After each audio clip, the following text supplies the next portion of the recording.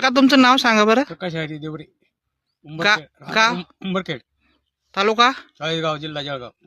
तुमचा mobile number. 95 27 71 09 66. बरं काका तुम्ही हे आपल्या मका या पिकावरती अळीसाठी कुठलं औषध वापरलं होतं बरं. म्हणजे कंपनीचं बास्ट म्हणून औषध 10 मिली प्रति पंप वापरलंय.